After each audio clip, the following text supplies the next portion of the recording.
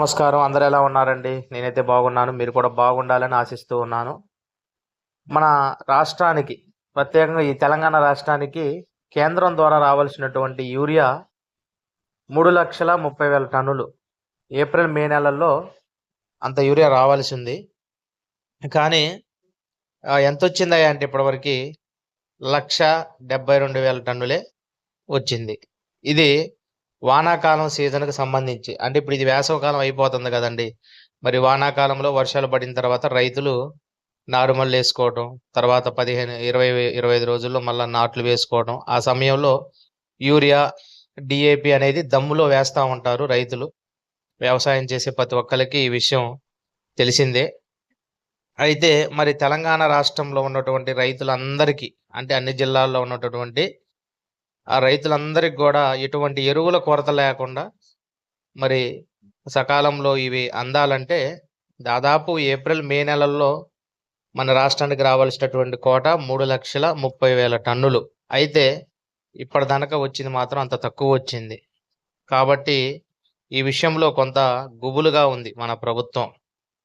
ఎందుకంటే సరిపడంత ఈ ఎరువులు మనకు అందుబాటులో లేకపోతే రైతుల నుంచి కొంచెం ఆందోళన తలెత్తే అవకాశం ఉంటది. ఎందుకంటే అందరికీ సరిపడా ఎరువులు రైతులకు అందితే ఎటువంటి ఇబ్బంది అనేది ఉండదు.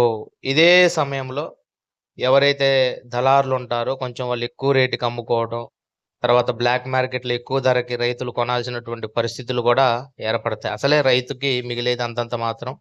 ఈ అధిక రేట్లు పెట్టి యూరియా, ఇట్లాంటి కాంప్లెక్స్ ఎరువులు ఇలాంటివి తెచ్చుకొని పొలాలు వ్యవసాయం చేయాలంటే రైతుకి మిగిలేదేమి ఉండదు పెద్దగా. కాబట్టి ఇంకా రావాల్సినటువంటి ఆ యూరియా విషయంలో ప్రభుత్వం అయితే కొంచెం గుబులుగా ఉన్నది. రైతుల అవసరాలకు అనుగుణంగా రాష్ట్రానికి కేటాయించినటువంటి ఎరువులు పూర్తి స్థాయిలో సరఫరా చేయాలని ఇప్పటికే కేంద్ర మంత్రిని అయితే తుమ్మల నాగేశ్వరరావు గారైతే కోరారు. మరి ఎందుకండి మరి ఇంత తక్కువ యూరియా వచ్చింది? మరి రైతులు ఇబ్బంది పడకుండా మీరు సాధ్యమైనంత త్వరగా పంపించండి అని చెప్పి వీరైతే కేంద్రాన్ని కోరడం జరిగింది. వానాకాలం సీజను ప్రారంభం అయ్యే నాటికైతే 4,00,000 నుంచి 5,00,000 టన్నుల మేరకు యూరియా అయితే ముందస్తుగా నిల్వ చేసి సీజన్‌లో డిమాండ్‌కి తగ్గట్టుగా సరఫరా చేసేందుకు రాష్ట్ర ప్రభుత్వం అయితే ప్రయత్నం చేస్తా ఉంది. కేంద్రం కూడా పూర్తి స్థాయి కోటా ఇస్తేనే రైతులకు కూడా ఎటువంటి ఇబ్బందులు తలెత్తకుండా వారికి కావాల్సినటువంటి యూరియా గానీ, తర్వాత 20 గానీ, కాంప్లెక్స్ ఎరువులు ఏదైతే ఉన్నాయో అవన్నీ కూడా రైతులు ఎలాంటి ఇబ్బంది పడకుండా వారికి సకాలంలో అందించడానికి వీలవుతుందనమాట. అదండి యూరియా. ఈ యూరియాను కూడా రైతులు ఒకటి గమనించాల. రైతులు యూరియాని తక్కువ మోతాదులో వాడాలి.